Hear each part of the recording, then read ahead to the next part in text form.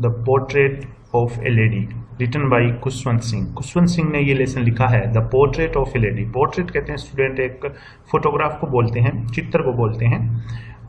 तो एक महिला का रूप चित्र, हिंदी में इस लेसन का नाम होगा एक महिला का रूप चित्र।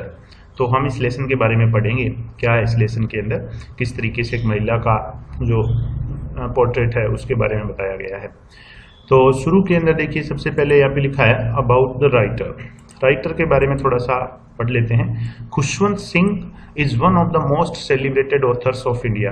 भारत के सबसे अच्छे सेलिब्रेटेड ऑथर्स जो हैं उनमें से एक हैं। Apart from being writer, writer होने के अलावा he has been a lawyer, वकील रहे हैं ये, पब्लिक रिलेशंस ऑफिसर, PRO रहे हैं, public relation officer, and the editor of the illustrated weekly off India.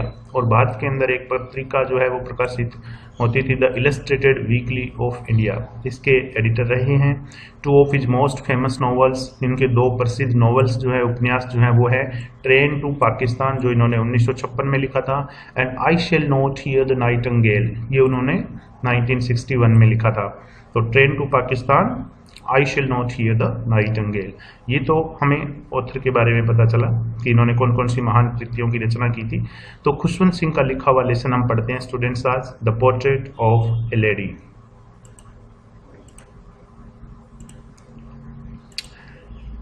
My grand mother like everybody's grand mother.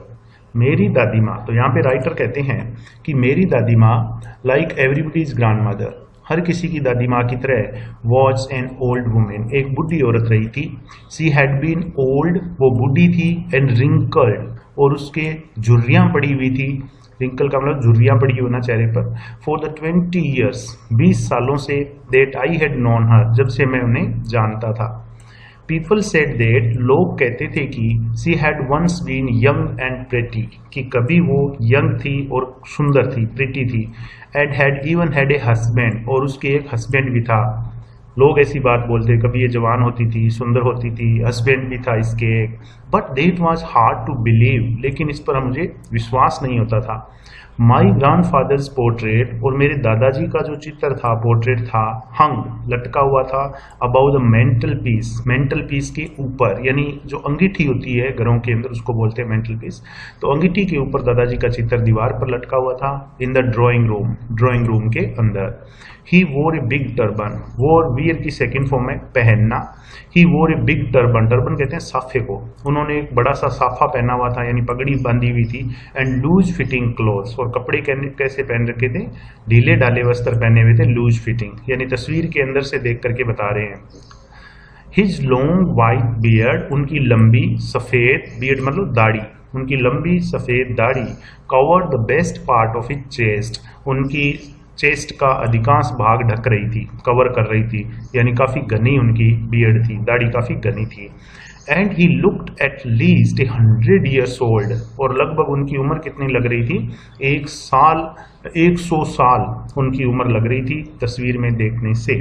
He did not look the sort of person, sort of का अर्थ होता है के प्रकार के, he did not look, वो दिखाई नहीं देते थे, द सॉर्ट ऑफ पर्सन, उस प्रकार के व्यक्ति, who would have a wife और चिल्ड्रन, जिसकी एक पत्नी हो और जिसके बच्चे हों, ऐसे व्यक्ति वो नहीं लग रहे थे। कैसे लग रहे थे वो, ही लुक्ड, वो दिखाई देते थे, as if he could only have lots and lots of grandchildren, जैसे कि उनके बहुत सारे, लॉट्स एंड लॉट्स, बहुत सारे ग्रैंड चिल्ड्रन, यानी नाती पोते हों, यानी उनकी उम्र बहुत ज्यादा लग रही थी।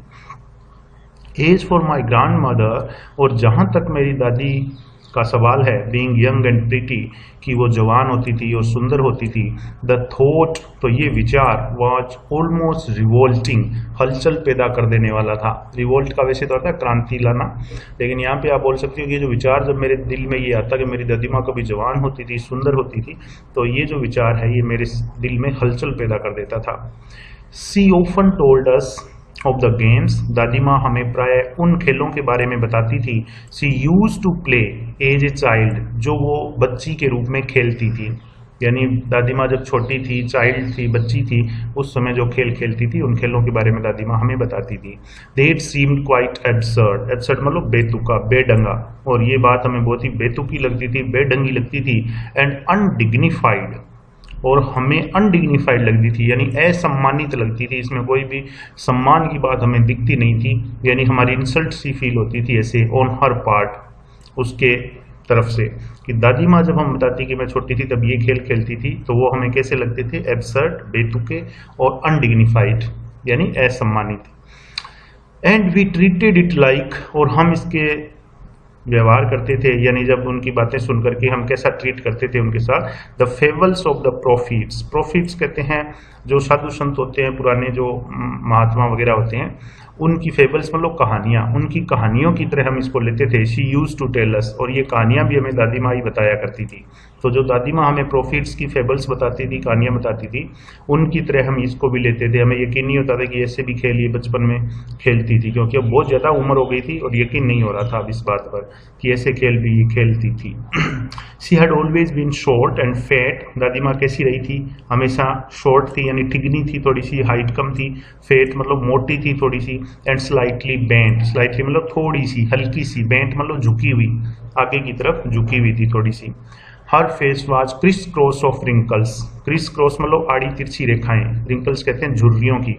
उसके चेहरे पर झुर्रियों की आड़ी तिरछी रेखाएं running from everywhere to everywhere, हर जगह दौड़ रही थी, यानी पूरे चेहरे के ऊपर झुर्रियां ही झुर्रियां थी। नो नहीं, वी वर सर्टेन, हम निश्चित थे, she had always been as we had known her, हम इस बात पर निश्चित थे, सी हैड ऑलवेज बीन, कि वो हमेशा रही थी, as we had known her, जब से हम उसे जानते हैं वैसी ही वो रही है, यानी जब से हम उसे जानने लगे हैं वो हमेशा से ऐसी ही रही है, इस बात पर हम निश्चित थे। ओल्ड, बूढ़ी, सो टेरिबली ओल्ड, इतनी भयानक रूप से बूढ़ी, इतनी बुरी तरह से बूढ़ी, that she could not have grown older, कि अब वो और ज़्यादा बूढ़ी नहीं हो सकती थी, इतनी बूढ़ी थी जब से हमने उसे देखा था। And had stayed at the same age, और वो इसी उम्र पर आकर के रुक गई थी, फॉर 20 ईयर्स, 20 सालों से इसी उम्र पर ठहर गई थी। हमने जब से उसे पहली बार देखा तब भी इतनी थी, और आज 20 साल के बाद में भी ऐसी थी। She could never have been pretty, वो कभी सुंदर नहीं हो सकती थी, but she was always beautiful, लेकिन वास्तव में वो ब्यूटीफुल थी हमेशा, यानी उसके कार्य जो हैं, उसकी हरकतें हैं जो बहुत ज़्यादा सुंदर थी। शी होबल्ड अबाउट द हाउस, होबल अबाउट का मतलब होता है लड़खड़ाते हुए चलना, जैसे बूढ़े लोग चलते हैं घर में। She hobbled about the house, वो घर में लड़खड़ाते हुए चलती रहती थी। In spotless white, spotless white कहते हैं बिल्कुल दाग रही सफ़ेद कपड़ों में। With one hand resting on her waist, एक हाथ उसका उसकी कमर के ऊपर रेस्ट करता था, आराम करता था, एक हाथ कमर पे रखती थी वो। To balance her stoop, stoop कहते हैं झुकाव को, अपने झुकाव को, यानी आगे की तरफ झुकी हुई थी, तो एक हाथ है वो कमर पे रखती थी ताकि उसको थोड़ा सपोर्ट मिल जाए। And the other telling the beads of her rosary, और दूसरा जो हाथ था उससे क्या करती थी, telling the beads, tell the beads का मतलब था माला जपना, हर रोजरी, रोजरी माला को ही बोलते हैं, टेलिंग द बीड्स मनकों को बोलते हैं, माला के जो मनके होते हैं। तो दूसरे हाथ के अंदर एक रोजरी रखती थी, वो माला रखती थी और उन माला के मनकों को गिनती रहती थी, यानी प्रार्थनाएं करती रहती थी। हर सिल्वर लॉक्स, लॉक्स कहते हैं बालों की चोटियों को, उसकी चांदी की कलर की जो बालों की चोटियाँ थी वह स्केटर्ड अनटाइडली, अनटाइडली, स्केटर्ड मतलब बिखरी हुई थी, अनटाइडली का अर्थ होता है अव्यवस्थित रूप से। ओवर हर पेल पकड़ फेस, उसके पीले पकड़ फेस, झुर्रियों वाले चेहरे के ऊपर बाल हैं वो बिखरे हुए पड़े रहते थे।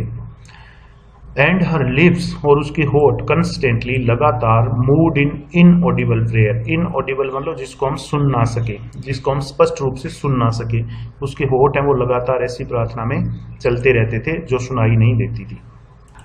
यस शी वॉज ब्यूटीफुल, हाँ वो ब्यूटीफुल थी, सुंदर थी। She was like the winter landscape, winter landscape कहते हैं सर्दियों के अंदर जो प्राकृतिक दृश्य होता है उसको बोलते हैं, तो वो सर्दियों के अंदर एक प्राकृतिक दृश्य की तरह थी। इन द माउंटेन्स, पर्वतों के अंदर जो प्राकृतिक दृश्य होता है, बर्फ फैली होती है, उस तरीके से वो थी, क्योंकि सफ़ेद कपड़े पहन के वो हमेशा रखती थी। और expanse of pure white serenity, expanse मतलब फैलाव, उसके चेहरे पर फैलाव रहता था।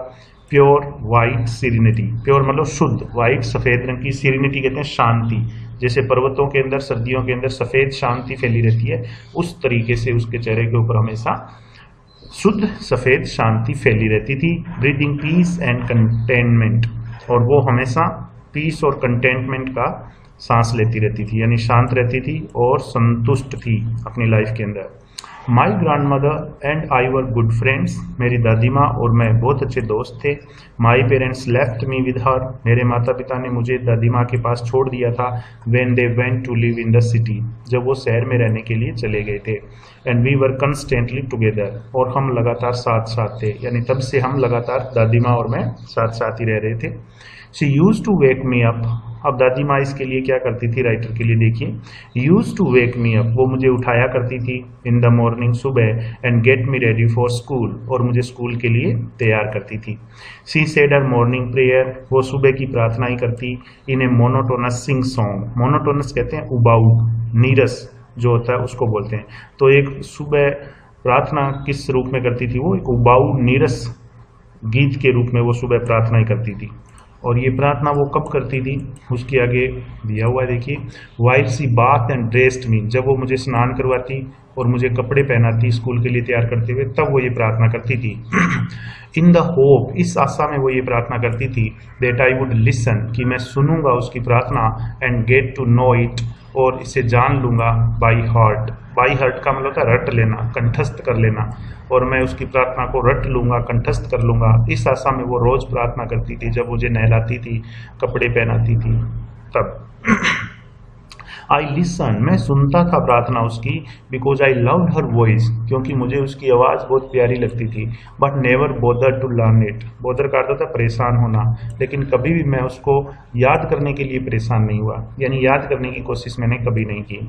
Then she would fetch my wooden, फिर उसके बाद स्नान करवाने के बाद वो क्या करती, would fetch my wooden slate, fetch का मतलब था जाकर लाना, वो मेरी लकड़ी की तख्ती जो है वो जा करके लेके आती, which she had already washed and plastered, जिसको वो पहले से ही धो के रखती थी, एंड प्लास्टर करके रखती थी, with yellow chalk, yellow chalk यानी मेट से।